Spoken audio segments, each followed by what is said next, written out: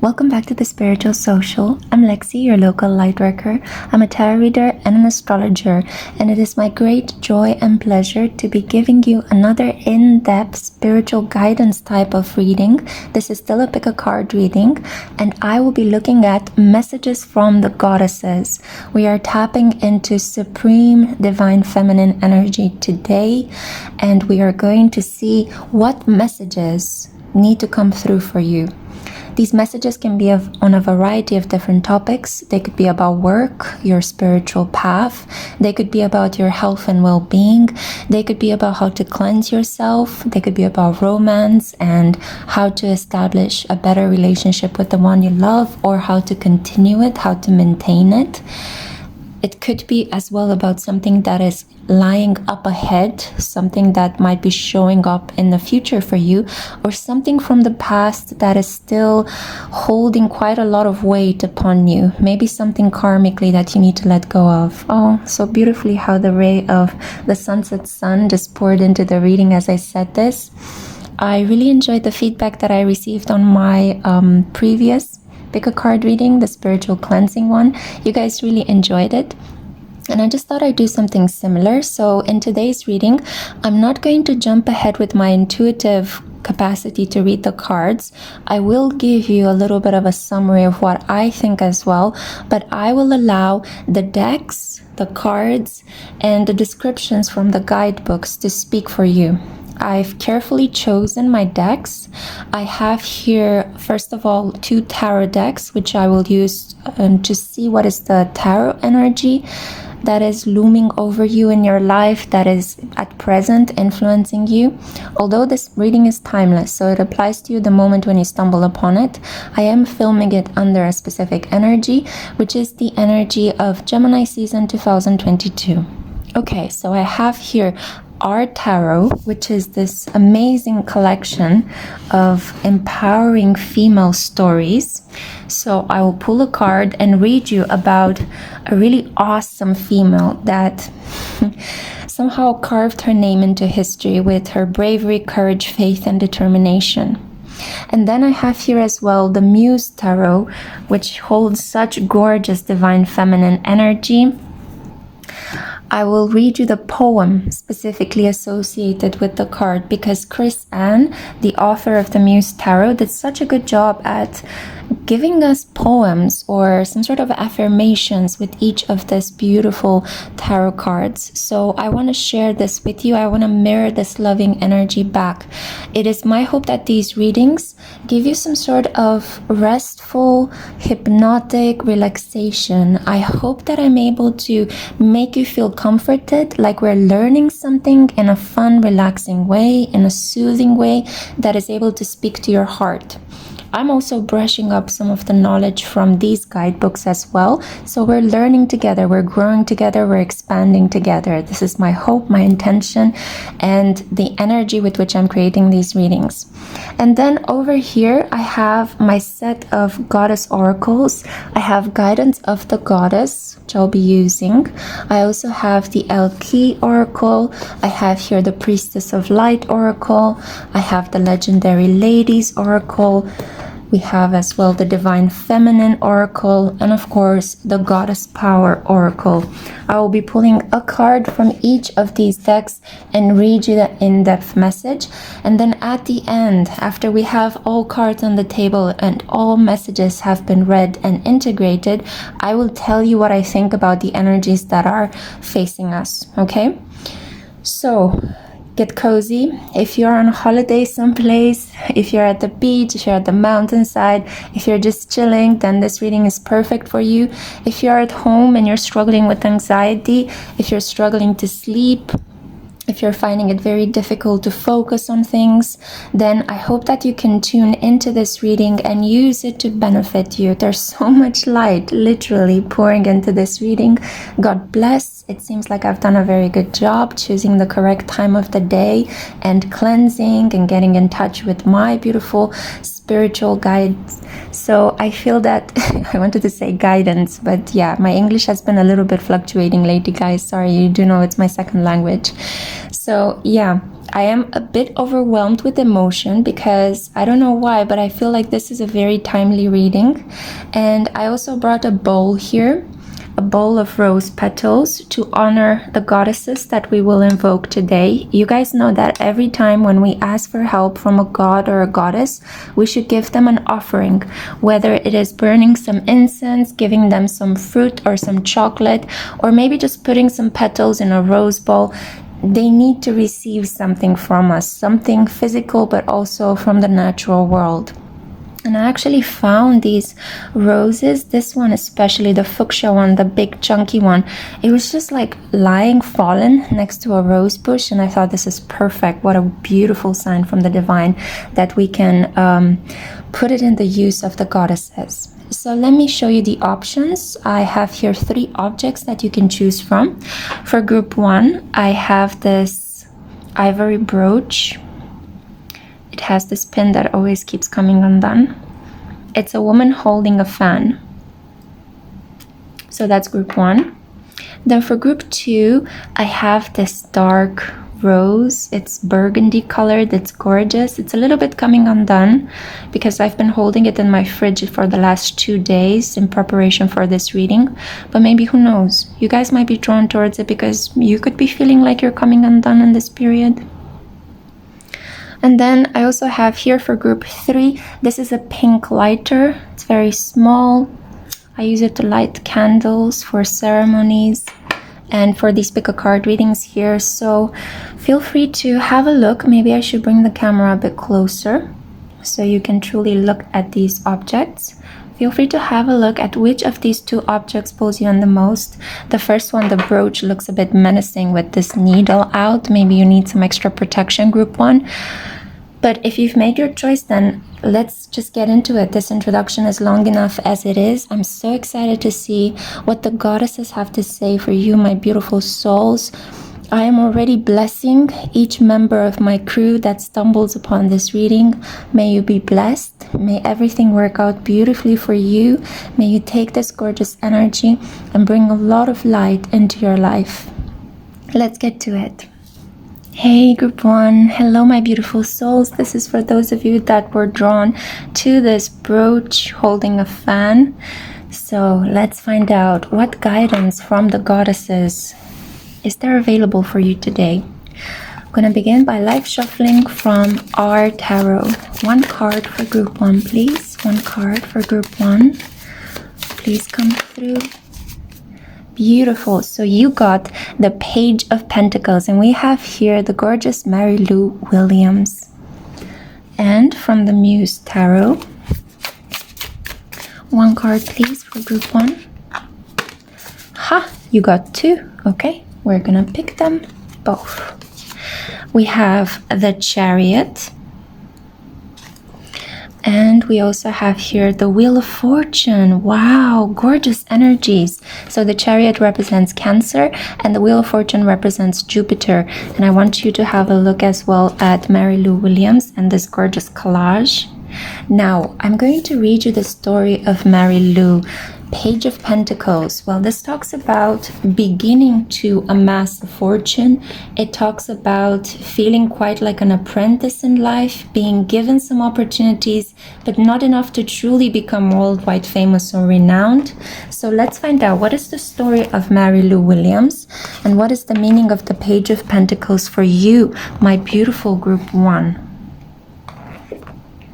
When Mary Lou Williams was about 2 or 3 years old, her mother noticed she was able to pick out the notes she heard in music and find the corresponding piano key. As a result, her mother taught her to play the piano just as she learned to play it by ear. Wow. She also filled their home with the sounds of spirituals and ragtime, preferring not to push Mary Lou into any sort of formal musical education as she feared it would stifle her facility. As Mary Lou's skills improved, the little piano girl was hired, usually for an hourly rate plus tips, to play piano at private parties for Pittsburgh's wealthy, including the Mellon family. One such evening, she was paid $100 as a tip, a value of about $2,000 today. Wow. I always liked shoes, Mary Lou told interviewer Dr. Antoinette Hanby for Black Perspective in Music in 1980. I really got some shoes then. I think they were $14.95 a pair, pretty expensive for the times. As a teenager, Mary Lou played piano for various backing bands in vaudeville theaters in Pennsylvania, Ohio, and New York. This was also how she met and married John Williams, a saxophone player, in 1926. After stints together in Memphis and Oklahoma City, she went with John to Kansas City, where jazz was flourishing. Oh, wow. Awesome. I love jazz music. There, she joined the 12 Clouds of Joy, a swing band led by tuba and saxophone player Andy Kirk. With Kirk's assistance, Mary Lou learned to write her ideas down in musical notation. She eventually became the main composer and arranger for the band. Yes. You go, Mary Lou. Her compositions like Twinkling, Cloudy, and Little Joe from Chicago were characterized by smooth, swinging, creative melodies and became jazz standards. She played in Kirk's band until the early 1940s. In 1942, Mary Lou, now divorced from John, left the 12 Clouds of Joy. She began composing music influenced by bebop, made popular by Dizzy Gillespie, Thelonious Monk, and many others. She also performed and arranged music with jazz greats Duke Ellington, Benny Goodman, and Jimmy Lunceford. In 1945, she recorded Zodiac Suite. Oh my God, guys. She was a musical witch, which came to be considered her most important work. Well, of course, it was about the zodiac. The suite contains 12 segments, each representing one of the astrological signs. In a 1984 article in Music Educators Journal, composer and jazz scholar Louis Porter writes, "A great deal of Zodiac Suite was originally improvised and even recorded without the aid of sheet music. It is one of the best extended works to come out of jazz." This woman was a genius. I mean, you can imagine improvising something of this nature. In 1954, after playing a 2-year European tour, Mary Lou stopped playing music. Tired of the ups and downs of working, exhausting touring schedules, and fickle audiences, she turned to spirituality for guidance. She's one of us, guys. The next 3 years, music professor Tammy Lynn Kernodle explains in the journal U.S. Catholic Historian. The next years would consist of her converting to Catholicism, converting her New York apartment into a halfway house and/or soup kitchen for ailing musicians, and creating the Bel Canto Foundation to offer assistance to the needy. After she converted to Catholicism in 1957, Mary Lou's friend, Father Peter O'Brien, helped her rediscover her passion for jazz and reconcile it with her new faith by incorporating religious ritual into her own music. Mary Lou sought to create musical compositions that combined jazz with the Catholic liturgy. By 1962, she was composing music again. Her new works, according to Kernodle, were the product of the pianist's desire to create forms of jazz that would speak to younger generations and provide healing for the soul. In 1970, she composed and recorded a piece originally titled Music for Peace, which ultimately came to be known as Mary Lou's Mass, a traditional Catholic mass performed in a jazz and blues style. The composition features a wide musical vocabulary, with singers utilizing elements of Gregorian chant, ululations, and screaming during a section titled Lamb of God. Choreographer Alvin Ailey was so inspired by the piece that he created a modern ballet, also called Mary Lou's Mass, which premiered in 1971. In the 1970s, Mary Lou held a teaching position as artist in residence at Duke University. She took a hands-off approach to guiding her students. "Sometimes my students ask me what the chord is," she said in 1980. "I tell them, when you find it, I'll tell you. I can't teach jazz, but I can show you how to teach yourself." She died a year later. In 1983, Duke established the Mary Lou Williams Center for Black Culture, an on-campus space that provides services and programming in alignment with its mission statement, which, according to the center's webpage, is to promote racial understanding, build community, and foster an appreciation for and increased knowledge of Black people, Black history, Black culture, and the vast contributions of people of the African diaspora. Well done. Mary Lou Williams used her natural ear for music to create opportunities for herself. She adapted with the changes in the music scene and in her life, and synthesized them into her compositions. The Page of Pentacles represents an opportunity for expansion, perhaps materially or intellectually. She is your guiding patron, my dear Group 1. It is your time, Group 1, to seek out mentors and colleagues you admire, as this card's appearance in your reading indicates that you are ready to learn from a collaboration. Everyone possesses an inherent gift that they can transmute into a moment of learning, earning, or creating. Consider your options. What is your natural gift, Group 1? How can you sharpen your skills? With whom can you share, collaborate, and teach them? Wow, it kind of made me feel a little bit emotional halfway through reading this message. So I think that for some of you, this message is so timely. And I cannot be happier that I actually felt so inspired to create this reading today. I felt like for some of you, these messages could literally be a change that you necessarily need to hear at the moment to create something more positive in your surroundings. So now let me read you the poem for the Chariot, which I think that by now, because you guys have been consuming a lot of pick-a-card readings, you know that the Chariot means determined movement. It means that things are shaking loose so that they can roll forward, yeah? And we have here the poem, Charioteer, ride through the night, the oceans, times, and places. See the goal, release your light, determined forward paces. Yeah, so go forward, Charioteer, go forward. This is the time to unleash your light and do something with this wonderful passion in your heart that I think you've been feeling for a while now. And now the poem for the Wheel of Fortune is, sometimes the seeds of serendipity wait dormant till they're sought, and the waves of synchronicity must be noticed and not caught. Yeah, so don't try to force the flow. Notice it and start riding it. It's almost like a wave, like a real life wave. All you need to do is get on a plank and surf, right? But you need to be in the moment. You need to be present and then make the decision, I'm going in, okay? I'm going in, I'm doing this, I'm taking a risk. I have everything I need. I'm not going to extra plan or hold myself back. So I think this is the resounding message from these beautiful tarot cards that you have here. Now, let's ask the goddesses further guidance. Wow, I'm feeling so many tingles. I feel like crying. This is heart energy. It's so beautiful. So I hope I'm able to transmit this to you as well, my gorgeous Group 1. So let's see, beautiful goddesses, we summon you now. Who wants to come through for Group 1? Who has a special message for Group 1?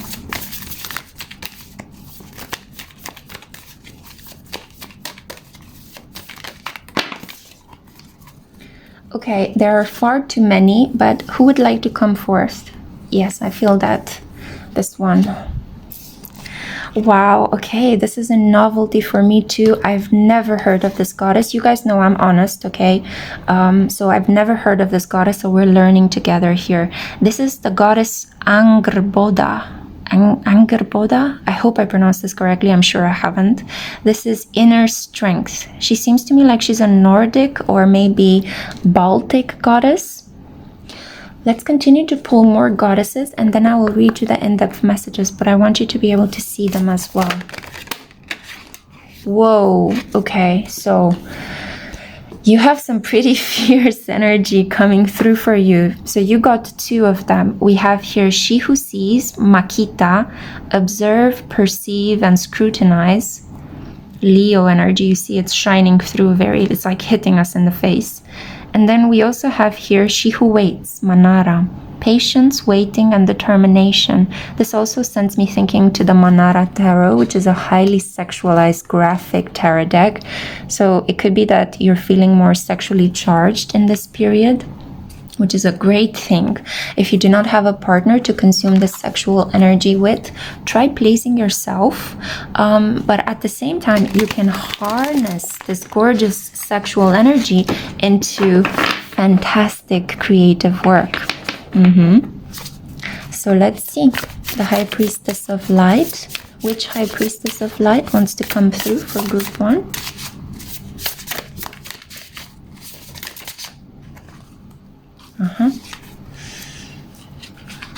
So we have here the card of telepathy. We have another animal spirit for you. We have the wolf, and this is number 22. It speaks about transmission, perception, and communication. God, isn't this card gorgeous? Okay, so I see a lot of wild energy for you, a lot of fire energy. A lot of fire and water energy, strongly connected to the spirits of the savannah, of the Serengeti, of woodlands. These could be the landscapes where I would see your soul traveling to. Wow. Again, you got a lot of them, but I will only choose the one that came on top, which is the goddess Kuan Yin. No, okay. I can hear you protesting. I want all my cards. Okay, you're getting all your goddesses then. Okay, so we have Kuan Yin, compassion, Parvati, spirit, and we also have here Eos, light. Okay, we're giving you all of your messages, okay? Taking nothing away, because you deserve the best and you deserve the most. And I am going to have to move my camera a little bit, maybe make it a little bit bigger so you can see the perspective. And then we also have 2 final decks. This is the Divine Feminine energy card. I think this was the first deck of goddesses that was kindly gifted to me by a gray witch. So let's see. Who wants to come through? Dear goddesses, we summon you now. Who wants to come through for group 1? Whew, beautiful green Tara. This is the Buddha of enlightened action. Group 1, if you had any fears that you are not protected, that you are under some sort of the influence of curses, spells, demonic attachments, Green Tara is here to tell you that my soul informs my every step. I do what my heart compels me to do. You are protected, so there's nothing to fear, and there's everything to enjoy, to think, and to act upon. I see that action is the core of your reading here, with so much fire energy, with so much light, and with the Chariot card, the Wheel of Fortune. I hope that Mary Lou's story inspired you. Dear goddesses, we summon you now. Wow, thank you. That was fast.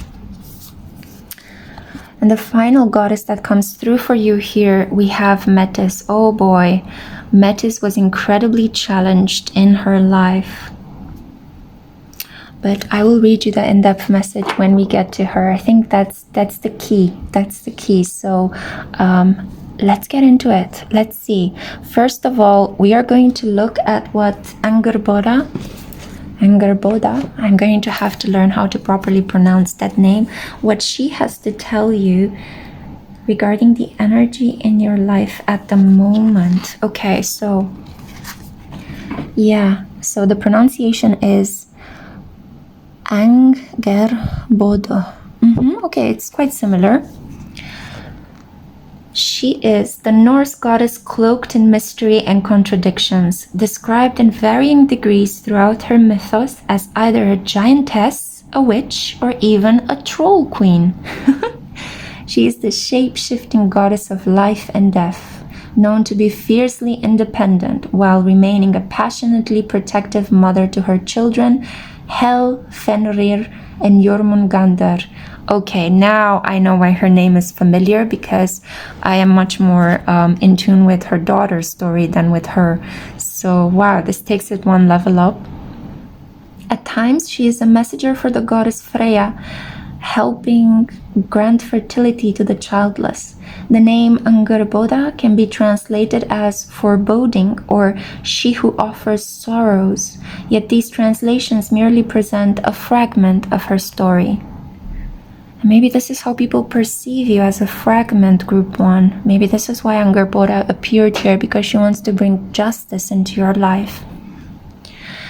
Angerboda appears now and entrusts you with the transformative gift of inner strength. While destiny may tell us what will come to pass, Angerboda continues to forge her own fate and wishes for you to do the same. We may often feel unable to stand up for ourselves in certain scenarios for fear of retaliation. Self-confidence might slither from our hands and escape our grasp. Angerboda urges you to look within and reshape your inner doubts into inner strengths. You are a being of infinite aspects, never meant to be minimized or defined. Do not allow the opinions of others to diminish the continued strength of who you really are. Whoa, okay, so a powerful, powerful message from the mother of Hel herself.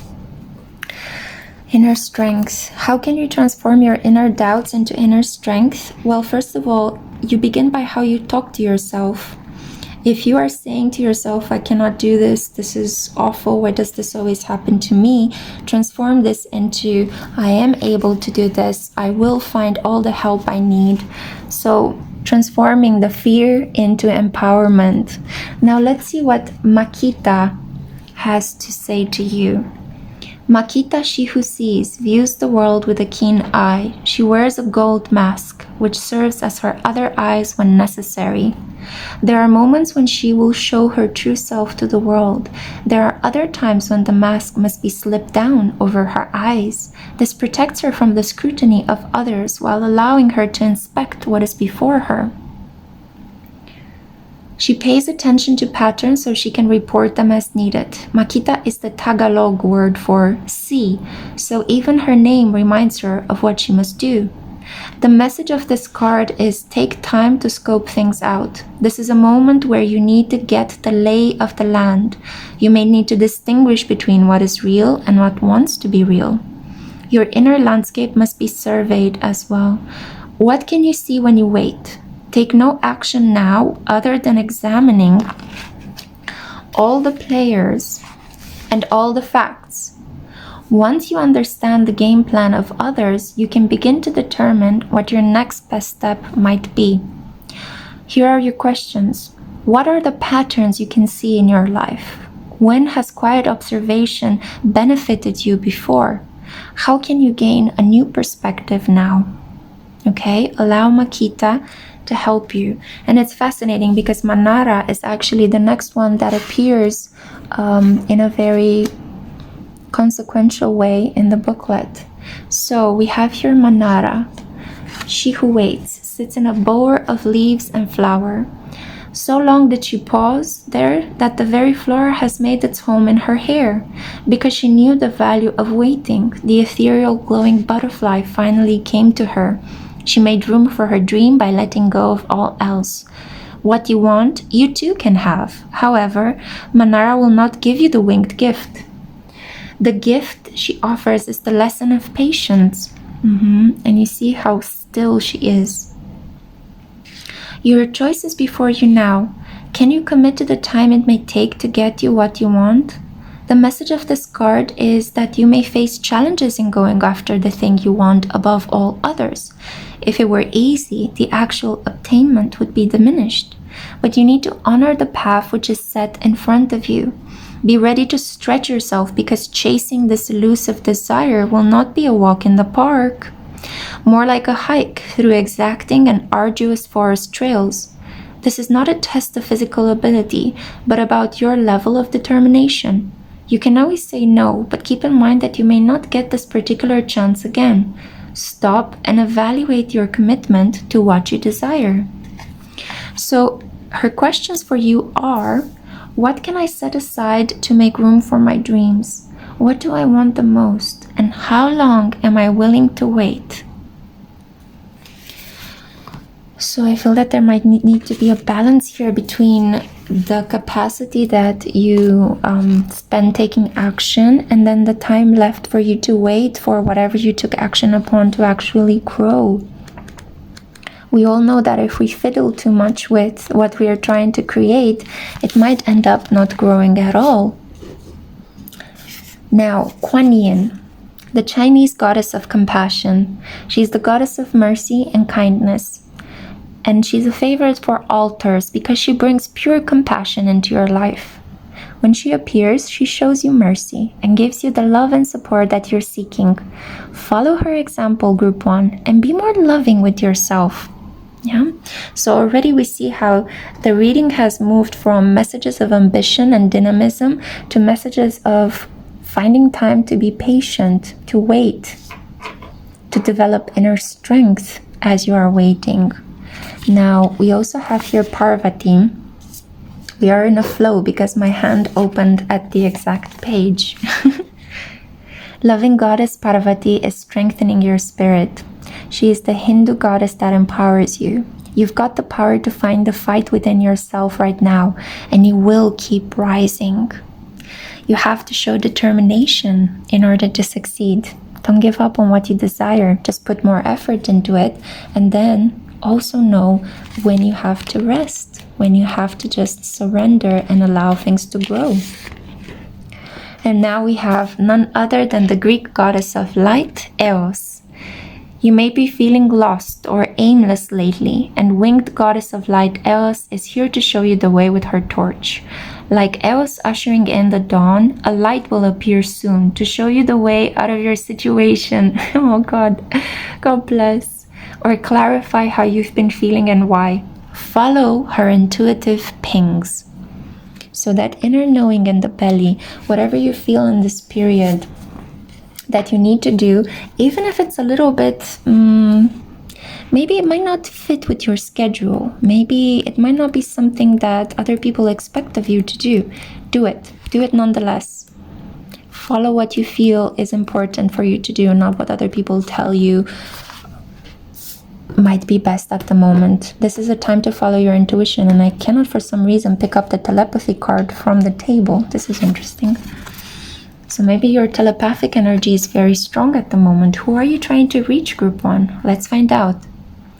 This card shows the priestess of the universal mind, the eternal voice. The light that rises from above her crown chakra opens the door to all of spirit. The orb encircling her heart center vibrates through infinity, opening the portal to immortal wisdom. You see it, yeah? She comes to tell you that you are, right now, capable of profound perception and telepathic communication. How exciting. You've been endowed with this talent since the origins of divine consciousness at the beginning of time. So let yourself trust in that innate power. When you want to receive, all you need to do is stop, breathe, open up, and trust. The wolf's bright eyes pierce straight into the heart of the spirit world. Unlike the wolf on card 21, who guides you on your personal path, this one creates a direct connection with the ethereal entities riding the waves of the energetic realm. The wolf's incredible instincts, acute senses, and extraordinary intelligence offer profound understanding of every aspect of the environment. You have this capacity as well. Practice tuning in to the helpful transmissions all around you, and you'll be amazed by spontaneous insights. This powerful card calls upon your incredible ability to reach out and communicate with the very elements of the earth. In addition to receiving transmissions from the outer edges of the universe, from the spirit world and beyond. It is your destiny and the destiny of humankind to evolve into this deep telepathic state. Do not think it is beyond you. Open up to the sleeping power and the universe will speak to you in more ways than you can imagine. Here is your affirmation. I am a receiver of universal power and transformation. The infinite wisdom of the world always comes to me when I need it. So may it be. So may it be. And now I do want to read you Green Tara before we get to Metis, because as I said, I feel it's important to leave Metis for last. She is a kind of best for last kind of energy.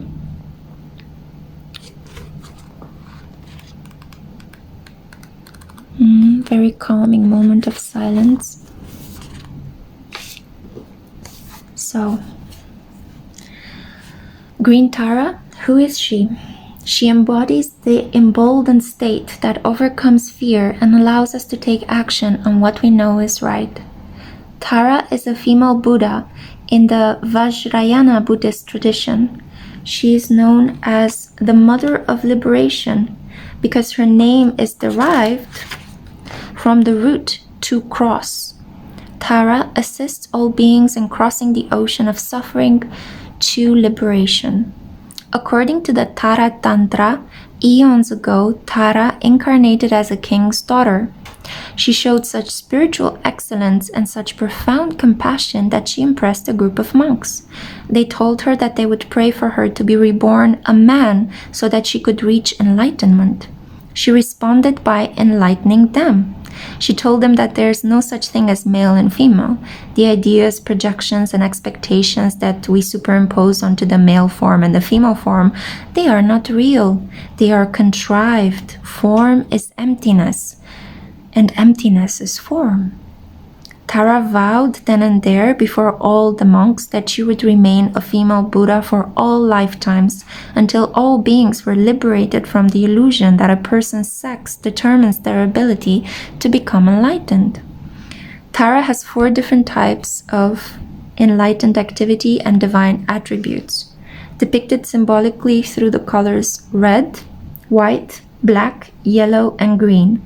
Green Tara is Tara's embodiment of compassionate action or enlightened action. Her green color signifies vigor and vitality. Her mudra also represents vitality and the purity of our life force, the prana mudra. She is the action we take from a deeply rooted place within our heart. She is the energy that seeks to act in alignment with what will free us as we liberate each other. Green Tara is that sacred nudge to get moving, to do what it is your soul compels you to do. So again, another message of movement, motion, yeah? Don't sit with an idea or a project any longer. Take action on it, Group 1. Don't think about a friend who keeps coming into your heart. Go bring her dark chocolate or send her a love letter. Don't wait to express your love to someone you've needed to. Go now. Tell the truth. Let your feet be moved by what has been caged within you. Let your wisdom shift into inspired action. Tara is the message that the time for action is now. There's nothing to wait for and no person you need to become before doing what you've come here to do. Start small. Let the soul lead, not the ego. It's not the grandeur of the gesture or effort, it's the amount of love something is done with that ever matters. There are so many injustices in the world, so much suffering, that it's easy to get stuck into the molasses of helplessness. The brilliant Burmese diplomat Aung San Suu Kyi says, if you're feeling helpless, help someone else. Green Tara is about aligning what moves us to tears with compassionate action. She's the push to do something, anything that might alleviate the suffering of others. In the process of taking action with love and from love, we also liberate ourselves. My soul informs my every step now. I do what my heart compels me to do now. And you've heard the ball rolling upstairs from my neighbors, which is a very good indication that I hope that this message struck a deep chord within you and inspires you, Group 1, to take action from your heart.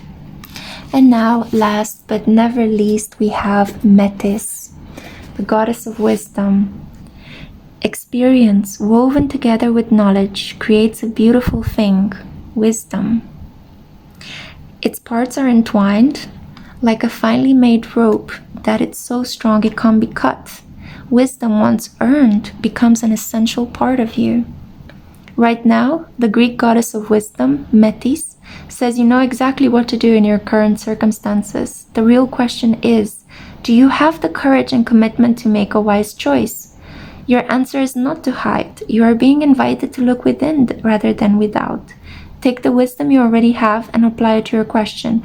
Perhaps, however, you must instead draw forth the humility to find someone wiser to weigh in, like speaking to a mentor. In this powerful time, others may seek you out for your wisdom. This is also an auspicious period when new relationships are founded on deep truths shared with others. You are entering a potent period of your life to share all that you are and all that you have learned. Extraordinary things are possible when the goddess Metis reminds you of your wisdom and the need to express it. So the goddess Metis learned a painful lesson long ago, and she doesn't want you to go through the same experience.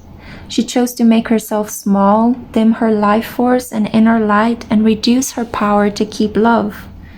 Who or what in your life is causing you to do the same?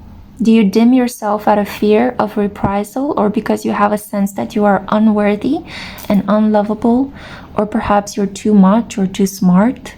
The goddess Metis offers an important alignment task. You must face this fear, Group 1, this anxiety, and say a resounding no.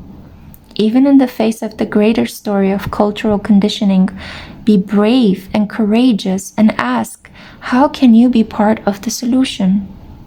Playing small is an excuse to not be accountable for your personal power and to not be effective in the world.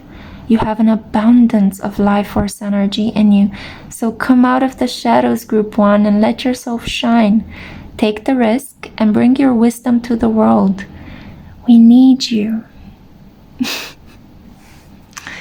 I feel like crying. Wow, this is the messages. These are the phenomenal messages of empowerment that the goddesses wanted to bring forth today. I was just a mere channel for their wisdom.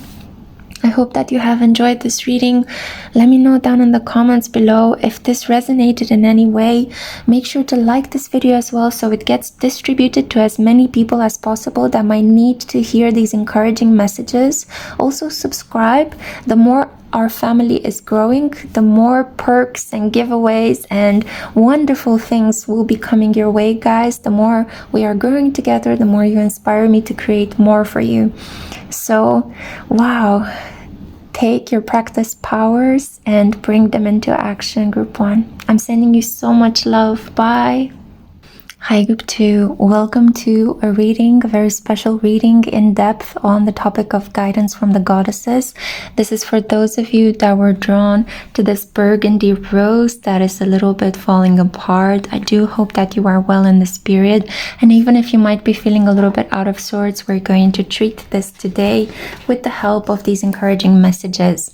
So I'm going to live shuffle from all of the tarot decks and oracle decks that I have here. I will begin first with our tarot to see what major tarot energy is at work in your aura, in your life at the moment. And this moment is the moment when you stumble upon this reading. Okay, beautiful. Thank you. Let's see. Which one is it? Wow. Nefertari, the Empress. Wow. Group 2. Are you special, my loves? So in a second, I will be sharing with you the story of Nefertari. Let's find out together who she is and what does this card mean on a deeper level for you. But I also want to pull a Muse Tarot card. I'm just going to put the decks over here. And you got the Queen of Emotions. Wow, you're like divine feminine incarnate at the moment. One of the most beautiful presences in the tarot deck. The soulful, sensitive Cancer, Pisces, Scorpio energy. Refined, mature, and compassionate.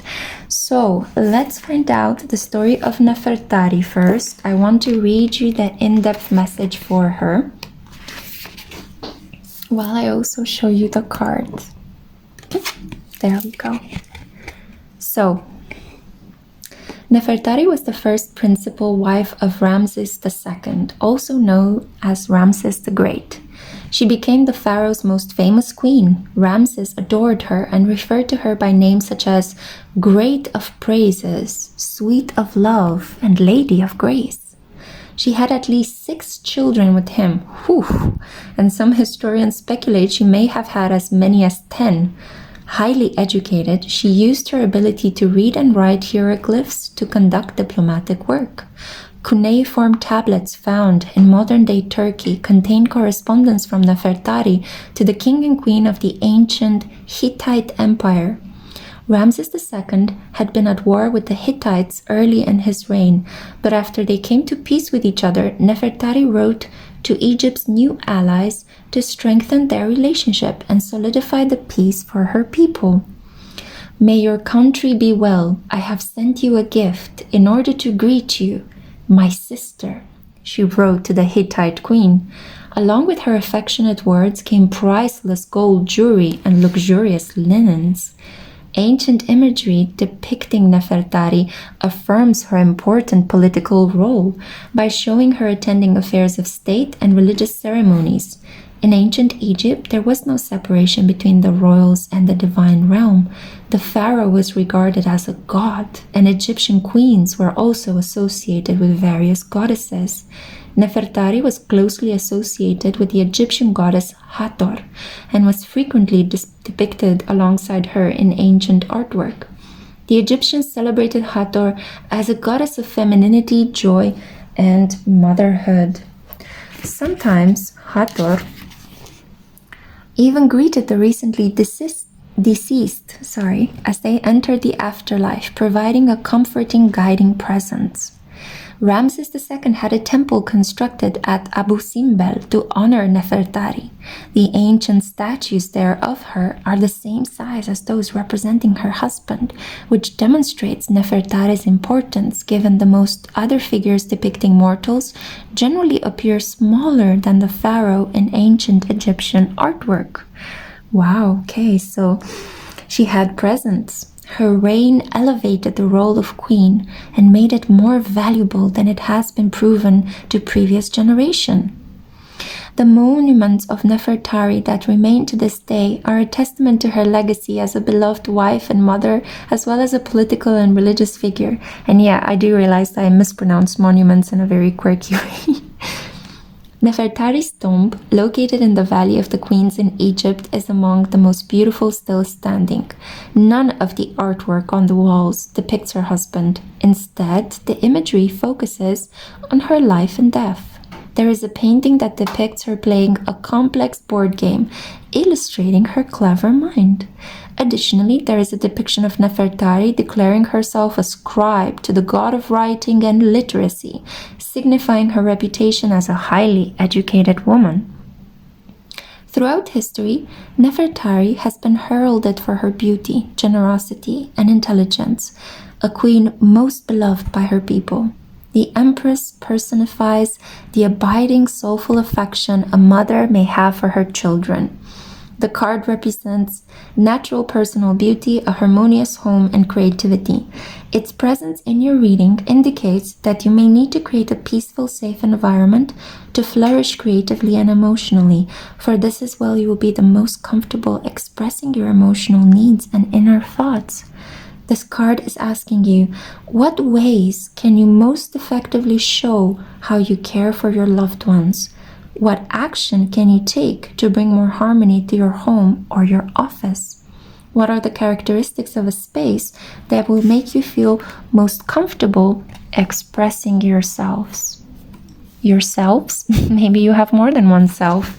You could be a very talented actress, especially since you have the energy of the Queen of Emotions here on the table.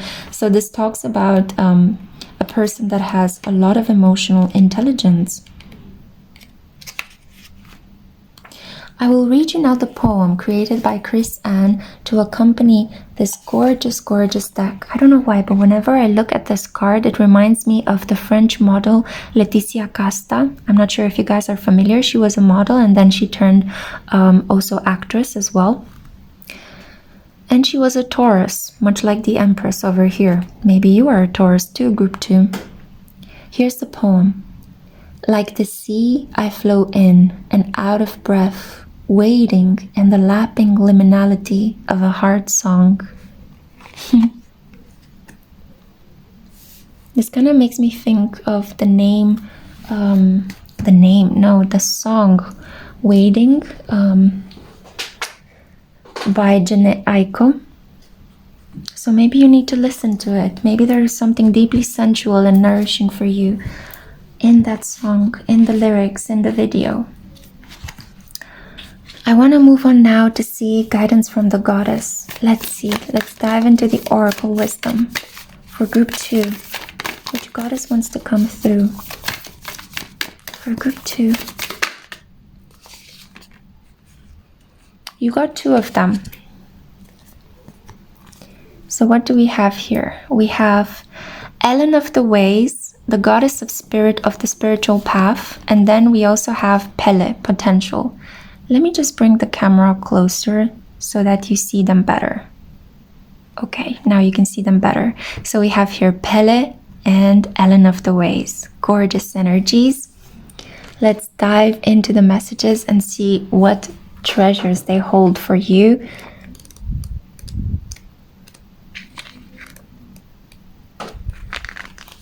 So let's start off first with Ellen. So this is the Celtic or the Celtic goddess of all who journey. She is the protectress of all pathways, the spiritual, mental, and physical, and she will do everything within her power to guide those who migrate across her lands. Her followers regard her as the antlered goddess, embodying the very essence of nature's duality and perfect symmetry. As with a great number of goddesses, very little of her origins have been recorded, and she is known by various names, such as Ellen of the Hosts and Ellen Louis Dog. While not necessarily considered a Mother Earth deity, Ellen of the Ways remains forever linked to the fertility of the forests and all who inhabit them. So the deeper message is, as the light dances through the leaves of the treetops above, Ellen of the Ways approaches to guide you along your spiritual path. This particular journey must be experienced through the intuition of your heart, letting go of what may be deemed logical and embracing the unknown. If you had the choice to do anything you desired, where would that path take you, group 2? The answer can only be understood along your spiritual path, intertwined with our higher selves and manifestations. Fear and indecision will attempt to divert your direction towards what seems like dead ends, but these are merely temporary roadblocks. Trust that you will be protected along the venture, for Ellen of the Ways is never too far behind you. Wow. So if you are thinking of traveling, if you are thinking of undertaking a particular state of apprenticeship, go for it, because Ellen is protecting you on the path of spiritual growth. And now let's see what the volcanic Pele has to tell you. Deep within the Kilauea volcano lives Pele, or Pelai, the Hawaiian goddess of fire, lightning, and dance. As a sign of respect, she is referred to as Tutu Pelai, and her impact upon contemporary and cultural history cannot be understated. Traditional Hawaiian chants proclaim her to be she who shapes the sacred land and the earth-eating woman, while Christian missionaries abolished, I tripped over that word, the indigenous Hawaiian religions in 1819, her legacy endured in secret among rural communities before experiencing a revival during the Hawaiian Renaissance of the 1970s. Good. Pelai's power crafts the Hawaiian Islands. She is known to reveal herself in molten fountains and lava flows as they simultaneously destroy and shape the landscape of her domain. Pelai erupts into your life to help you see your true potential. What we perceive as a failure may simply be a redirection of energy towards something more aligned with our spiritual needs. Pelai understands that we contain the energy and power to do exactly what is required of us and what we can hope to achieve. Are you waiting on someone to come into your life before moving forward, Group 2? Do you hold yourself back from certain decisions because you feel you are not in the right mindset? Take control of your potential energy, for you are as powerful in this moment as you will always be. Wow. Okay. I feel it's a bit of a tough love, but very encouraging message at the same time. We summon now the legendary ladies to come through for our wonderful Group 2, who wants to come through and whoa, wow. I'm sorry, that scared me too. I hope you were not listening to this with headphones. I do apologize, but I think it's because they're knocking on your door. I'm going to choose the first 3 that appeared because we really do not have time to sit here and actually read all of them. This is already quite a longish reading, and I do not want you to spend your day listening to YouTube. Although that can be pleasurable as well if you have a day off. So let's see. We have here the Morrigan rhythm. We also have here Lakshmi, abundance. And we have here Benten, creative luck. Wow. I don't know why, but I feel like you've got a really powerful musical combo here. Music could be really important for you, especially rock music or folk music. For some reason, that just popped into my mind right now. So let's begin first with the Celtic goddess, the Morrigan. The shape-shifting goddess Morrigan helps you tune into the cycles of life, beginnings, middles, and ends, rebirths. Whatever you're experiencing, it's a transition between one of these phases. So if you're feeling out of sorts, if you're feeling down on your luck and a little bit gloomy, it is because you're moving from one level to another and everything seems to be crumbling because space needs to be created for something else to come through. But don't worry, because Lakshmi is here to give you a message of abundance. The Hindu goddess of fortune and prosperity, Lakshmi, brings a bounty of rewards for great work. She especially favors people who have perseverance and put in the hard work, so make sure you're putting in the time. Abundance is coming your way very soon, if it's not already there. You might receive a sum of money after you hear this message, so just be prepared, okay? If you were thinking you were down on your luck, well, think again. Things always can change. And then we also have here the Japanese goddess of creative luck, Benten. You'll experience an influx of positive coincidences soon, also called luck. Especially in all things creative, thanks to goddess of creativity and luck Benten appearing before you. Use this as a sign to act on something you'd like to turn out in your favor. Now, I'm not saying that you should receive a sum of money and then waste it on gambling, but try to think that things are possible in your existence, that very soon luck will shine on your street as well. We can't always have rain in our neighborhood. Sunny skies will come out again. Now, let's see, from the Key Oracle, who wants to come out and inspire Group 2 in this period? What messages, goddesses, do you have for Group 2? Again, I see the goddesses are very eager to help my crew. Look, so she who divines Futura, future choice and judgment. So we have here the master badass, original tarot dealer, a gypsy spirit. And then we have Carly, she who frees, liberation, unrestrained, and freedom. Well, I think we need to get to know these ladies a bit better by tapping into their messages. So let's begin first with Carly, just by the sheer alphabetical order of her name. Carly is she who frees. She demonstrates how useless it is to try to bind her. She stands barefooted on the rocky shore, her hair blowing loose from the confining headband. Birds swoop over her head. The waves break upon the rock where she perches. Nothing can contain her. She has made the decision to be free, so free she will be. Her wrists bear the mark of the shackles. She will always remember the lessons of wearing them, but now she tosses the broken, useless chains into the water. Within the waves, there is almost an electrical pulse. As Carly's energy sets her loose, this is a being who will not be restrained. Damn right.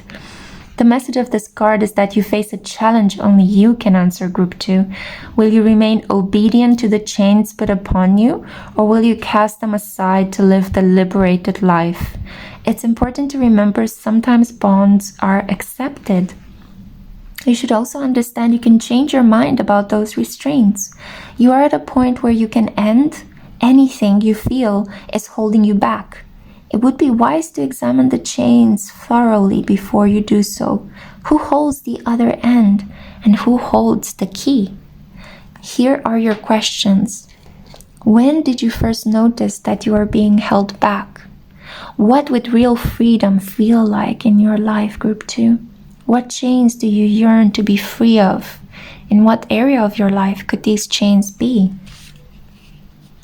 And maybe the answer lies in the guidance of Futura.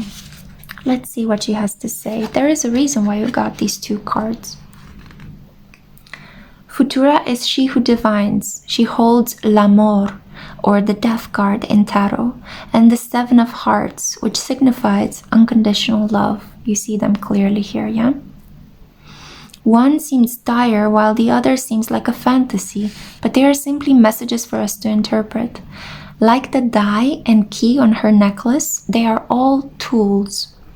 Even the opal can be a stone of sorrow if chosen for the wrong reason. Futura also wears an icon of the Virgin Mary representing the sorrows and the joys of women. Futura will help you see the opportunity that awaits you. This card points out that you have a choice to make. A decision is waiting to be made, but you must first review all the possibilities. Make sure you are investigating the many varied paths that lie ahead. This could be an indication to ask someone else to help you delineate the choices before you. This card of looking into the future is a promise of hope, as long as you don't let the current issues hold you back. In order to move forward, you can't drag the past with you. Take time to peer into your window to see the future. Where will your feet take you next, Group 2? Will your heart and head follow? What do you need in order to make a decision now? What has brought you to this point? And have you considered all of your options? Food for thought. I want to bring the light that is brought in by the High Priestess of Light. Sorry if I kick the camera with my... maybe some of you are falling asleep, so maybe that's why it was a tiny wake-up nudge. Okay, so the first one that I saw arriving face up is this one.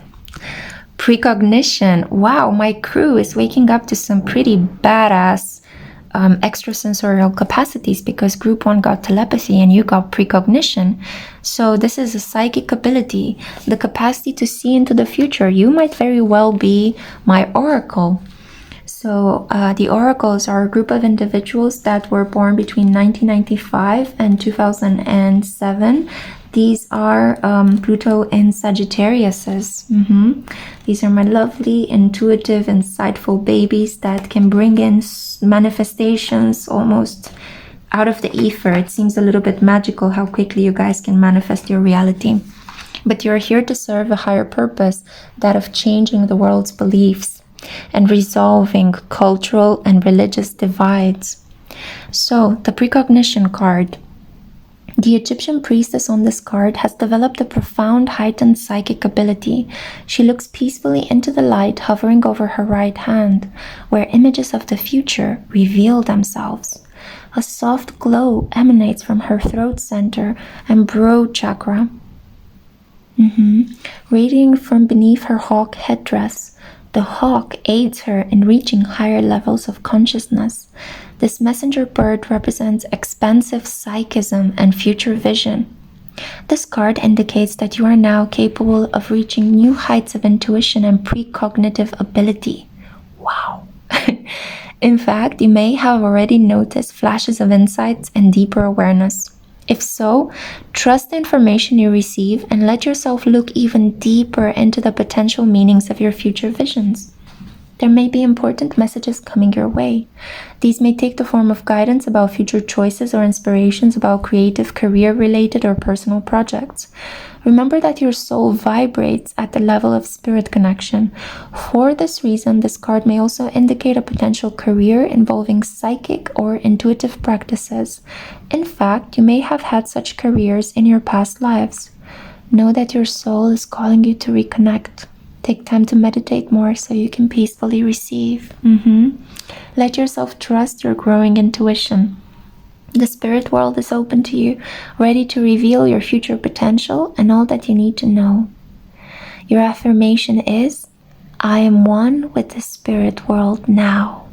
Every day my psychic ability grows now. Wow. Oof, I felt like this is really, really deep. I felt like we touched upon something potentially Akashic in the energy of this reading, but we are not done yet. We also can summon the energy of the Divine Feminine. The group of goddesses in this deck, I feel like this one wanted to come through. We have here the goddess Saraswati, the goddess of self-knowledge. The essence of who I am flows effortlessly into everything I create. Beautiful.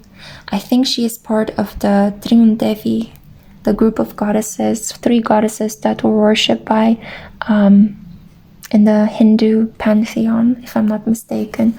So let's see as well from the Goddess Power Oracle for group 2 who wants to come through. And we have here Ainu, adaptability, and we also have here Yi, the sun. Okay. Oh my god.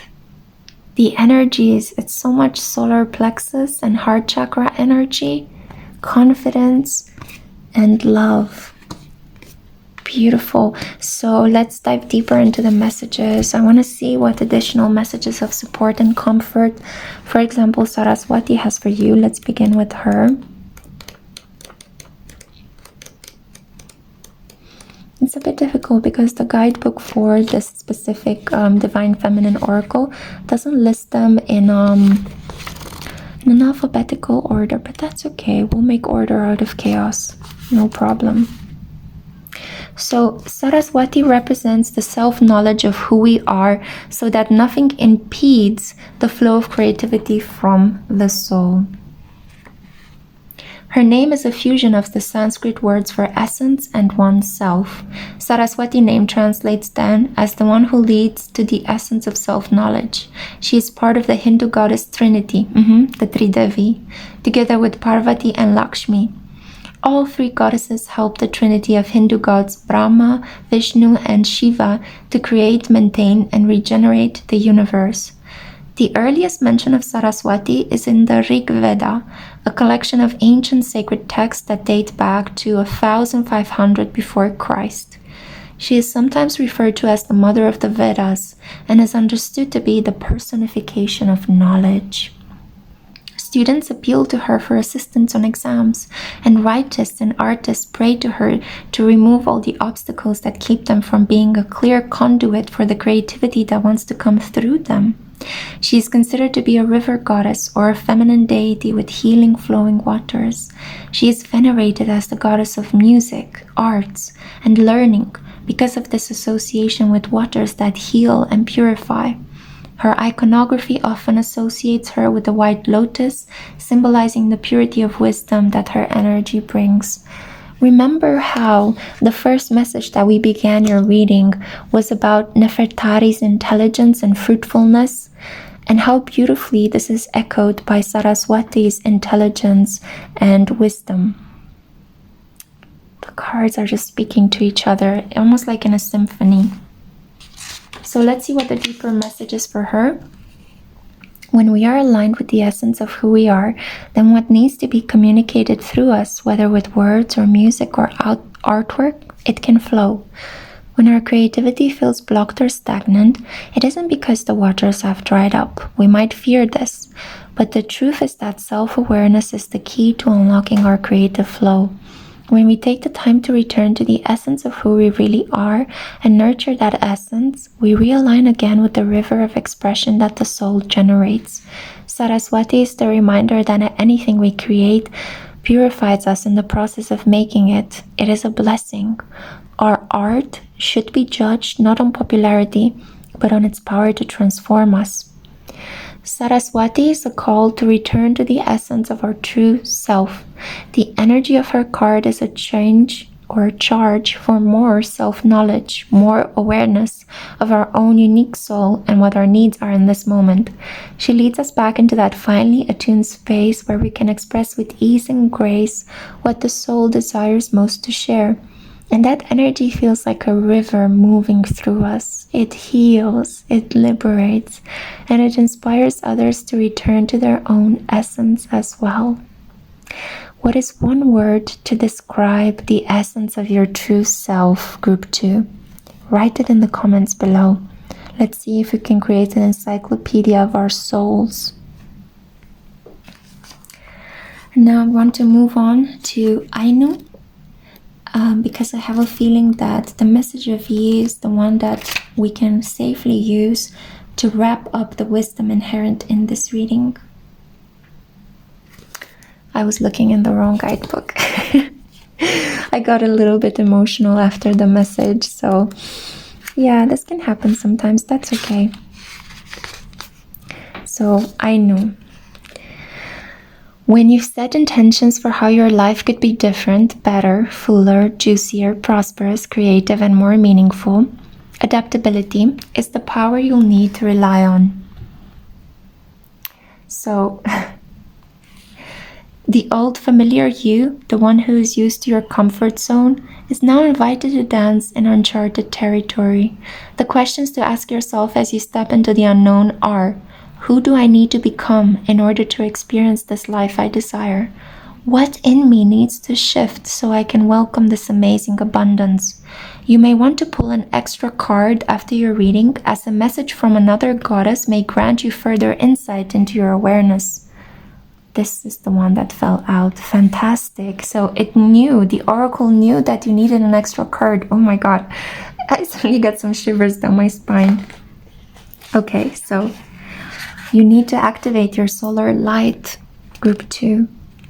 Know that you have everything you need right now. You are aligned with the Celtic shapeshifter goddess Ainu, who could move effortlessly between our world and the world of the fairies. And okay, my nose started itching. Oh god, she could be present. Because it is close to midsummer, so the fairies come out in the midsummer period, and if she is in touch with them, it makes sense. On an occult wavelength, it makes sense. Her power of adaptability is sparkling within you. Magic is afoot in your life, Group 2. Oh my god, better believe it, okay? Better believe it. Sometimes you find yourself unable to respond to life's challenges because you are holding on too tightly to an image of how things should be. It's hard to adapt to changing circumstances when you are so connected to familiar conditions or your old identity. Or you may be too attached to the form of your desired outcome, and when things go in a different direction, you resist them. Have no fear. Instead, love the changes, be open and be curious. Call on the goddess Ainu to embody her power. Remember, she could effortlessly shift from one form to another and move beyond worlds without consequence. Trust that whatever you're bumping up against will dissolve through your willingness to simply be with what is and allow the magic to reveal itself. Beautiful. Allow the magic. You are the magic. We had Futura here, the one who could divinate and see into the future. We have precognition. Oh my god, I'm just noticing that Futura and precognition are basically the same confirmation. Oh my god. I'm sure that you might have noticed this earlier than me because I was so caught up in reading the messages and finding the right pages.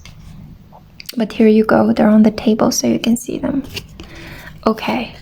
And then the last message, Yi, the sun. Let's end with the sun. When you shine your light into the world, you will attract various people and experiences that match or challenge your commitment to being empowered. Right now, you are receiving information to know which choice to make, which opportunity to take, and which person to trust. The Aboriginal Australian sun goddess Yi illuminates your path with her rays and brings clarity as she shows you what you need to know. A bright light also attracts a lot of bugs. So know that you may also attract those who see themselves smaller as a result of your empowerment. This is conditioning that needs to be healed in many people in the world. All you can do is be incandescent and joyful, kind and truthful, and the world will begin to reflect that goodness back to you. The goddess Yi is happy to help you shine. Sometimes the light shines too bright and too hot for you to achieve your aims. Although the sun is bright, getting too close to its fire will risk everything burning to the ground. Do you really want to know all that is hidden from you now? Are you ready to face the harsh light of illumination that rips open your old ideas and shows you what else is possible? Your alignment task is to be bold and brave. Don't shrink away. Know that this is all part of the process of evolution that calls forth the bright sunlight to show you the shadows, so you cannot escape your own denial. Allow the truth to burn through your defenses. Then you will be set free. When the sun goddess Yi comes with her bright light, it is a day of reckoning that will only lead to miracles. And on this gorgeous note, I hope you have enjoyed your reading. I have here all of the goddesses on the table for you, group 2. I hope that this was nourishing. Let me know down in the comments if you have enjoyed it. Please comment and share your experiences with other people who may have chosen group 2. Like this video as well so it gets distributed to a variety of people that might need to hear these nourishing and empowering messages. Subscribe as well, because when we all grow, I'm also able to mirror this energy back and create more gorgeous and healing content for you guys. Thank you so much for listening. I hope you have a wonderful day, and I hope to see you in my next one, group 2. Mwah. Hi group 3, welcome to your reading. This is a very special reading on the topic of guidance from goddesses for you now. We will find out some in-depth messages that could be healing, inspiring, and helpful for you in this period. So this is for those of you who are drawn to this pink briquetto. I completely forgot the name in English for a moment right now, but this is a sign that you might need to relive your spark lighter. Sorry, so it's a lighter. Maybe you've even forgotten about your own light. You could be so tired that first of all, I think that you need to rest, relax, and go on a holiday, but you might have even forgotten your role. For some of you, this is the role of being a light worker, and I'm getting a sense that you're meant to activate people's romantic energy, heart-based energy, because this is pink, right? So this speaks about romance. So I'm gonna put your object over here to remind you of being a light in the dark, lighting things up, igniting people's passions. And I'm going to live shuffle a card first from our tarot, a really empowering tarot, to try to see what is the tarot energy that is at play in your life at the moment. Yes, the High Priestess. Wow, Hildegard of Bingen. Okay, and let's see as well from the Muse Tarot what energy combines with the High Priestess. And we have here the 7 of Materials.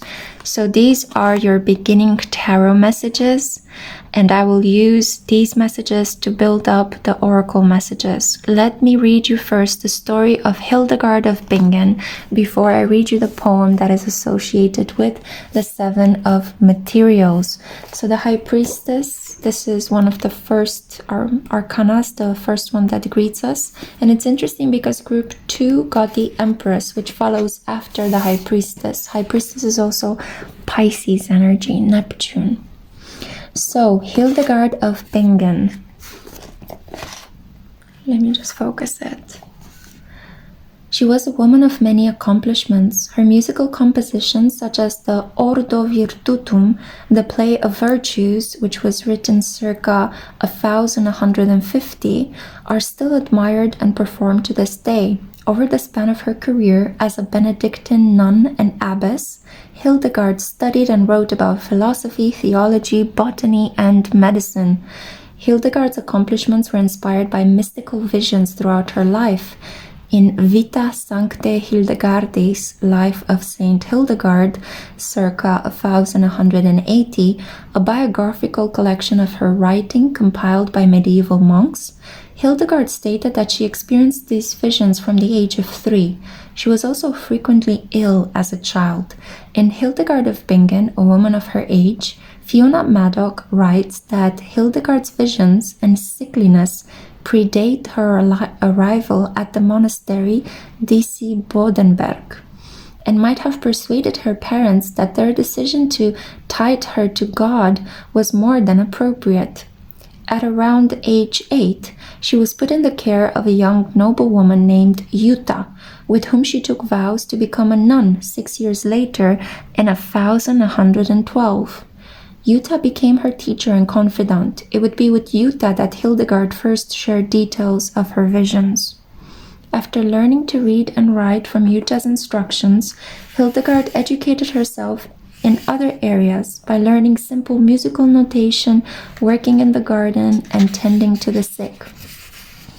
It was during this time that she became incredibly insightful about her study of the scripture. At the age of 24, she had a vision, which she later described in her Vita. I saw an extremely strong, sparkling, fiery light coming from the open heavens. It pierced my brain, my heart, and my breast through and through like a flame, which did not burn. However, it warmed me. And suddenly I had an insight into the meaning and interpretation of the Psalter, the Gospel, and other Catholic writings of the Old and New Testament. Hildegard earned the respect of her fellow nuns and was elected their magistra after Jutta died in 1136.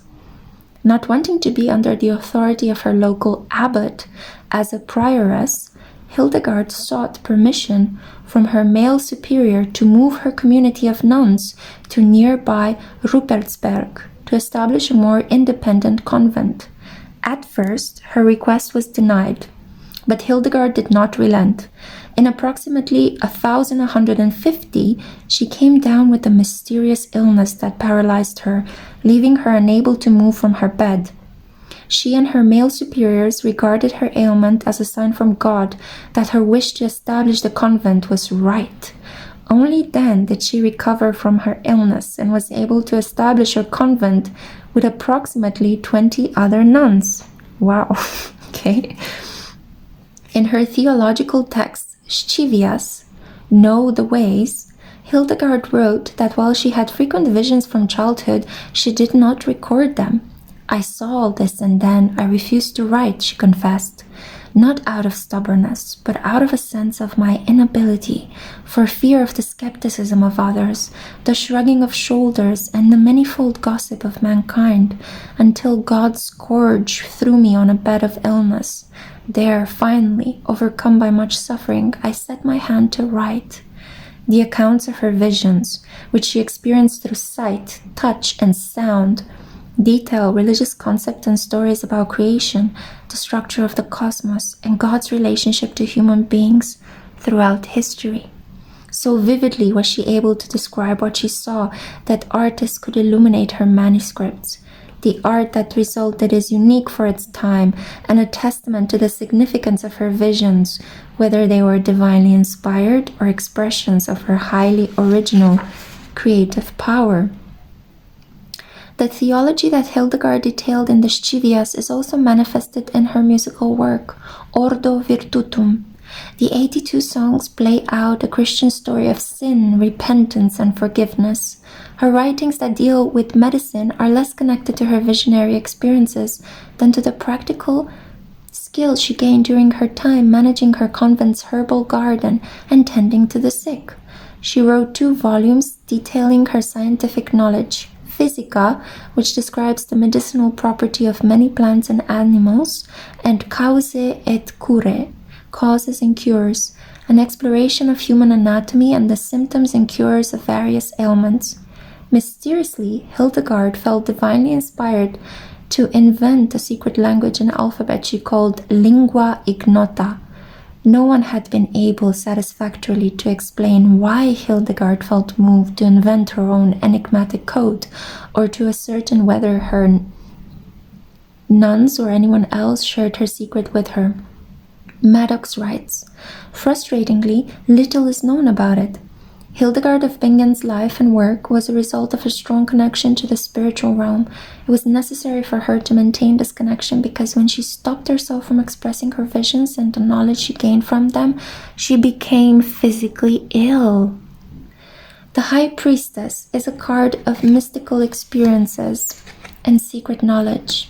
If you have a religious or spiritual practice of any kind, this card invites you to explore its origins and further examine its place in your daily life.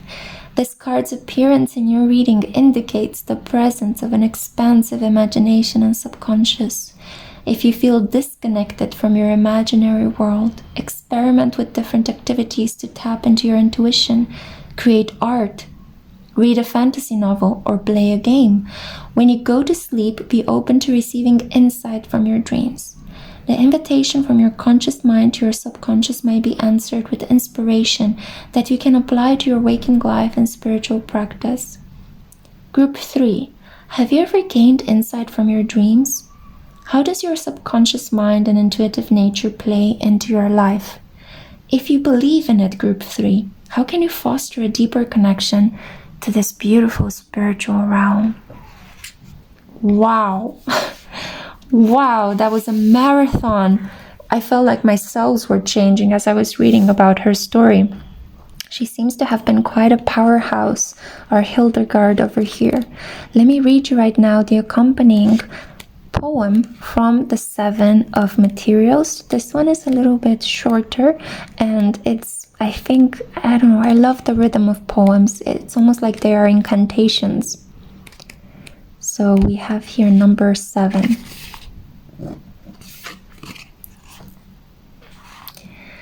When the muse pauses your timeline, relax. When she slows the clock, wait for her. When she disappears from sight, revel in all the creation that comes. I feel like you can take a deep dive into the cosmos. This is a period for you to indulge in Neptunian energy. Group 2, create art, write songs, indulge in fantasy, rest, sleep, dream, and bring beautiful dreams into being. We are all looking forward to see what you can create next. And as I'm saying this, I feel super guided to jump into your goddess oracle messages. Who wants to come through? Already I can see somebody sneaking through. Wow. Oh my god, I got goosebumps again. What was I saying about creation? We have none other than Danu, the head mother of the Tuatha Te Danann. Amazing, amazing energy. So let's put her right in the center here, right in the center. The energy of the creatrix, it's so powerful in your life at the moment. Please, please put it to good use in something pragmatic, whether it is making a child, making love, making a poem, writing a book, creating a piece of art, creating food, building a home. You need to express your creativity. Danu is the supreme mother goddess from whence all of Celtic religion was born. No pressure. While held in the utmost respect amongst those who worship her and considered to be the ancestor of the Irish pantheon, the Tuatha Te Danann, very little is actually known about this divine creator. She is absent from the most memorable of Celtic tales, yet thought to be the source of all creation, as well as nobility and power. Danu grants those of noble birth with sovereignty, with a great number of kings and chiefs claiming to draw their power from her blessings. Her affiliation with the earth means that she is also connected to fairies and the various standing stones that adorn Ireland. So you could be from Ireland, you might have considered a trip to Ireland, or your soul from a past life is strongly linked to Irish culture. Ireland is incredibly green and it is connected so deeply with heart energy. The culture is phenomenal. The Great Mother Danu reaches through the realms to instill within you the power of creation. We all possess the ability to create. Some of us employ mediums such as artistry, music, theater, and dance. Others utilize the act of sharing information through teaching, tutoring, and health-related service. Creation is not bound to a single form. It pours forth from our souls like the rivers of the world around us. Do you feel the urge to create something, but you aren't sure where to begin? Is there a passion burning within you that you have yet to share with others? Danu is here to bless your endeavors and breathe life into your creations. So if you feel uninspired, summon Danu and ask her to breathe life into the form you are trying to create. Draw a circle and allow her to come through. She represents the balancing principle between the sun and the moon, the mother and the father, the divine feminine and the divine masculine that are hiding within you, waiting to be unlocked. So let's see right now. From the legendary ladies, we summon you now.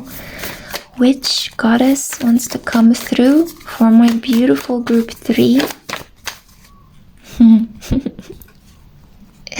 Okay, I do apologize in advance if I mispronounce her name. Etsanatlehi, the goddess of transformation. You see how she sprinkles this fairy dust, urging you to create, because this is the time when your inspirations will be blessed. Wow, you could be here from group 2 because Pelai appeared for group 2 as well, determination. And I also realized in this reading that I've been mispronouncing her name for a very long period of time, but there you go. We learn, we correct, we improve, yeah?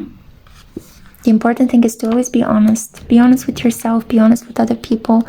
From the truth, anything can be grown, anything can be built if it has a solid foundation. So don't be afraid to admit defeat, to change, to grow. That's the guiding light of Jupiter, Sagittarius energy. So Etsanatlehi is the Native American goddess that is guiding you through a period of transformation.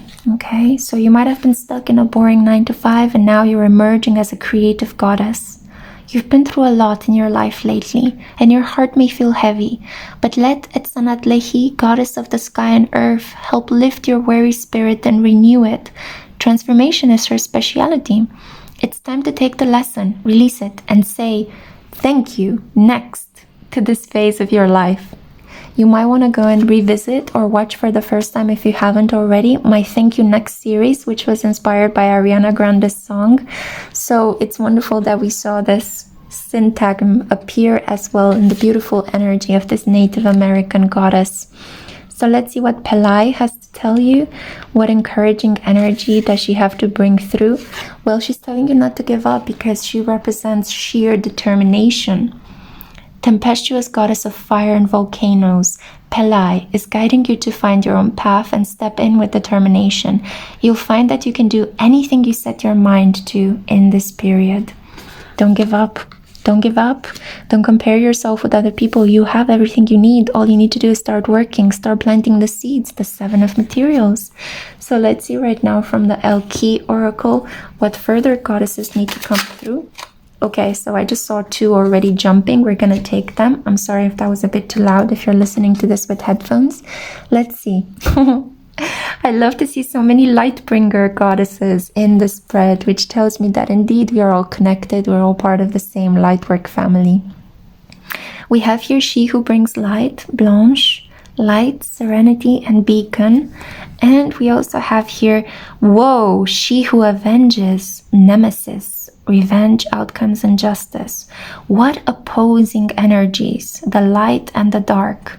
the shadow and the solar consciousness, the self and the ego that needs to be taught a lesson in modesty. So there is a polarity. There could be an inner struggle taking place within you at the moment. But the beautiful part is that when we have two opposing forces within us, that struggle creates. That struggle is fertile. Those ideas that are trying to be formed, once they are unleashed into the world, they can be so inspiring and so powerful. So let's begin first with Blanche, and let's see what Blanche has to say regarding this internal struggle that you might be suffering through at the moment. So she is the one who brings the light. Blanche understands the symbiotic nature of light and growth. The vine which crowns her springs up from beneath her feet. She offers herself up as support so the searching leaves can seek the bright sun. Blanche herself wears only her hair, the vine in peacock feathers as she welcomes the warmth. Her elfin ears point towards the sun. You see them so beautifully, right? Drawing in its comforting, life-giving rays, even her hair shimmers with echoes of fire. Wow. This card's message is to assure you that you are whole.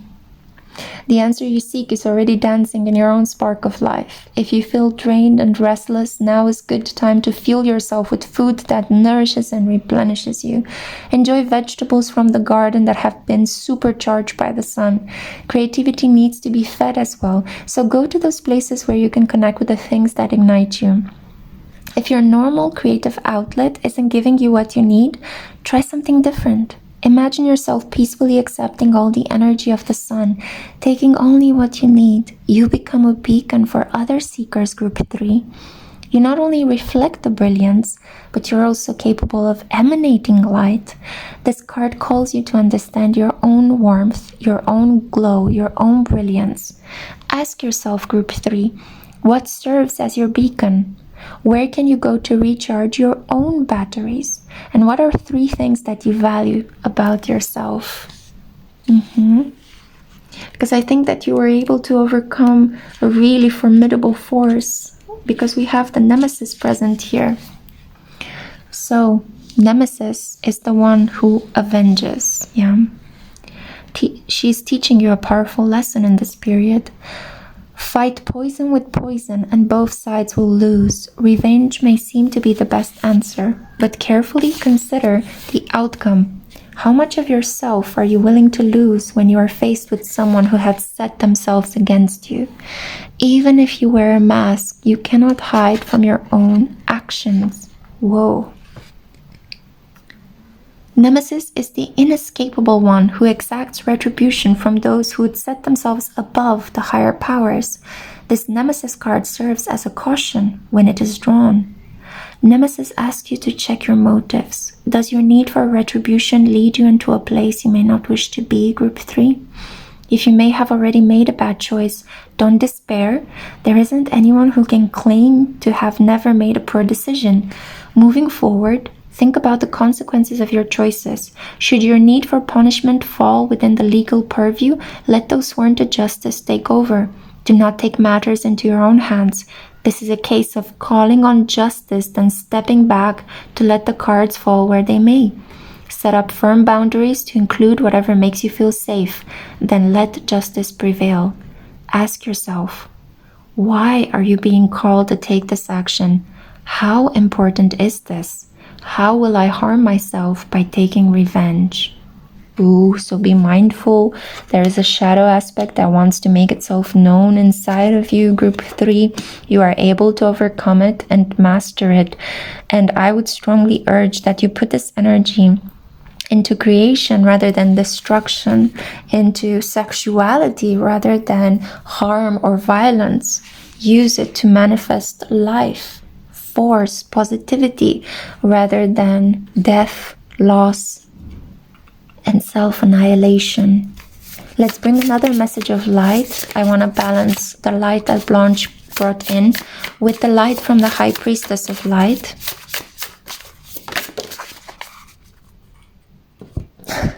Oh my God. I'm trying not to scream because this is phenomenal. I just said balance. I just said balance. Thank you so much for coming through, High Priestess of Light, for riding on the same wavelength that I'm using to create this reading. Thank you so much. Be God bless. Stability, standing firm. Look at this. Be resolute. Don't budge, don't move. You are a hieroglyph right now. Okay? You are basically holding ground, holding light, potentially in a situation, in an environment, in a part of the world where the light is being tested by this darker forces, because this might not necessarily be you. This could be what you are facing, what you are struggling with at the moment. So the Priestess of Balance walks a steady line, looking ahead yet staying centered. Focus is so important in your growth at the moment. And that was the creaking of my chair. This card is telling you that restoring order and balance to your life will be an important part at this time. So take a good look at the energy and the effort you expend every day. If something's disproportionate, it may cause you to lose your center, your stamina, and even your peace of mind. Ask yourself, Group 3, are you engaging in too much work and not enough fun? Too much taking care of others and too little caring for yourself? What about practical matters? Are you eating healthy and drinking enough water? Are you getting enough muscle movement and peaceful relaxation? All these approaches can easily be abandoned when you get busy or stressed, but those are precisely the times when you need stability and balance the most. Notice the light in the palms of this priestess. Right and left, receptive and active, are both energized, extending up to universal connection. She displays an equal focus on yin and yang energy and calls for you to become more energetically conscious. If you tend to be passive, it's time to stand firm in support of your own higher intentions. Yet if you tend to be active with little or no reflection on meaning or purpose, now is the time to look inward and find some balance there, Group 3. You can achieve balance simply by paying attention to the needs of your daily life. When you make choices that honor your body, spirit, and personal priorities, you create the stability and stamina necessary to see you through to the fruition of your greatest dreams and desires. Your affirmations in this period are: I have the power to prioritize myself now. I choose to live a balanced, healthy, and honoring life every day now. Balance and creation, what could be more scrumptious in this period? Don't go yet, because we have 2 more cards. I could feel you being a little bit impatient, but you don't want to miss out the message from the Divine Feminine and the Goddess Power Oracle. These could potentially be the most important goddesses. So let's see. Wow. None other than the great goddess herself, one of the oldest forms, one of the most ancient deities, Inanna, the queen of heaven and earth.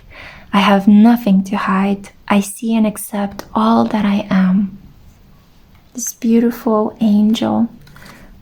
And then we also have from the Goddess Power, we summon you goddesses for Group 3. Who wants to come through? Who wants to show her energy? Who wants to guide? My beautiful Group 3. Sure? Okay. Athena. Whoa. Athena, the goddess of knowledge. Yes, so these are the guiding energies at the moment in your presence. Inanna and Athena are here to help you connect with your higher mind, to help you be in your higher self in this period. You need to have a behavior above reproach. You need to balance yourself so that you do not act out of shadow self, shadow energy. Athena is also justice incarnate. So I feel that if you're engaged in some sort of legal battle and the truth is on your side, you will win. But if you have done something that is beneath you, you might actually need to go through some sort of karmic payback, but it will all happen for your highest good. It will teach you something super important about the laws of the universe. I do hope, though, that you are in the first group rather than the latter. But that's okay. We often go through difficult periods of our lives in order to be tested and to learn sometimes rougher lessons than others. Number 202. I don't know why, but I'm smelling some soy sauce, some sushi. Maybe you guys are eating while watching this. Inanna. She represents the power that comes back to us when we accept and integrate our shadow. Inanna was the most prominent female deity in ancient Mesopotamia. At the height of her worship around the Uruk period of 4000 to 2000 before Christ, temples and shrines dedicated to Inanna lined the Tigris and Euphrates rivers. Her name is Sumerian and it means Lady of Heavens. Her temples housed her priestesses, and they each would take a man to bed with them on the spring equinox to reenact the divine marriage, or hieros gamos, between Inanna and her consort Dumuzi. The hieros gamos is an ancient ritual of uniting the opposites from within, the light and the dark. Wow. The male and the female, the light and the dark, and most especially heaven and earth. This theme occurs in accounts of Inanna's descent into the underworld to find her sister, Ereshkigal. She must take off an article of clothing at each of the 7 gates so that when she finally reaches her sister, she is naked. And when Inanna ascends, she does so with Ereshkigal's dark power. So Inanna goes into the depths of her own unconscious to merge with her twin sister self. She becomes more powerful because she is no longer using conscious psychic energy to keep her shadow or negative attributes hidden deep underground. She courageously descends and faces the aspects of herself that are hard to get to when she's fully dressed or cloaked heavily in the ego. Inanna is an invitation to get naked. She wants us to drop our defenses. She wants us to see how holy and sacred it is to be vulnerable. As above, so below. This is an alchemical adage that suggests heaven and earth are not so separate. It suggests that within us, deep down in the dark cages where we place parts of ourselves, the truths that exist there also exist here on the surface of our everyday lives. So if we are exerting great amounts of energy to keep from seeing our shadow, it is actually playing a larger role in our conscious life. When we can face what we think is dark or negative about us, I mean really embrace it and see it for what it is, a beautiful broken place that's a call for love, then we can emerge more whole. We can marry the light and dark aspects of our being, and in uniting with our twin sister from the depths, we can stop projecting her onto other women. We can see and own the hot mess we often are and not get sabotaged by it. The light must cast the shadow, and the high priestess, oh my God, the high priestess, yes, is the one who gets called to love them both. The uniting principle between what Blanche brings the light and Nemesis brings the dark is the High Priestess, the story of Hildegard of von Bingen, the balance between the opposing forces. Your transformation is here, group 2. Ask yourself, can you love your shadow as much as your light? Can you still think of yourself as a worthy member of the love and light community? If you accept your flaws, if you look deeply and you understand that there are parts of yourself that might not be so filled with love and light, it's a beautiful, beautiful beginning to dive deeper into who you are and truly make friends with yourself. That is the whole point of self-love, not just looking good and nourishing yourself. Athena, the final card. Sorry, I don't know why I felt the need to add those things. Let's get back to the knowledge of the oracle. So, Athena, the Greek goddess of intellect and strategy, says, knowledge is power, and you are in a perfect position to gain greater clarity at this time. Your hard work is paying off, and everything you have learned about life has brought you to this moment in time. Your knowledge, logical choices, and intentions are aligned with divine will. Your intellect is keen and your mind is clear. You know what you have to do. Right now, the world is making sense. You don't have to question or debate it. You can take things at face value. So I feel like you're flitching in between states of consciousness and unconsciousness that usher in your transformation. Have courage, my love. Your most precious dreams are within reach. The goddess Athena will help. Sometimes logic just isn't enough to determine the truth of your situation, so you need to be aware of that limitation. Right now, things might not add up or make sense, so you may find yourself feeling distrustful. Ingenuity and curiosity are called for you as you face the unknown. But don't jump to conclusions. All the information has yet to be revealed, and it won't come by force nor by overthinking and overanalyzing. Athena offers you the alignment task of releasing any projected story or expectations and accepting that you don't have all the facts needed to make an informed choice. Ask her for clarity, remain open and receptive, then wait for the divine will to respond. This is the correct, the most beneficial strategy now, and the goddess Athena is ever present to help. So if you find yourself flinching in between consciousness and unconsciousness, between acting logically and then acting out of character because of some emotions that have yet to be acknowledged, give yourself space to grow and be very kind and be very slow and patient with this process and with yourself. You are not under any prerogative to be perfect. You just need to exist. This is the message that I had for you, my beautiful group 3. Make sure that you like this video so that it gets distributed to all the beautiful people out there on the interwebs that might benefit from hearing these deeper messages. Make sure as well that you comment down below and let me know if this reading resonates as well. Are you engaged in some sort of legal debacle? Do you feel that you have been treated unfairly in your life? Do you resonate with this light and shadow game? Don't be ashamed. Please communicate below. I'll do my best to at least heart your comment, if not fully respond to it. Thank you so much for listening. Thank you for your patience and your loving light. And I cannot wait to see you, my loves, on the next pick a card reading, on the next video, on this beautiful spiritual journey that we all collectively find ourselves on.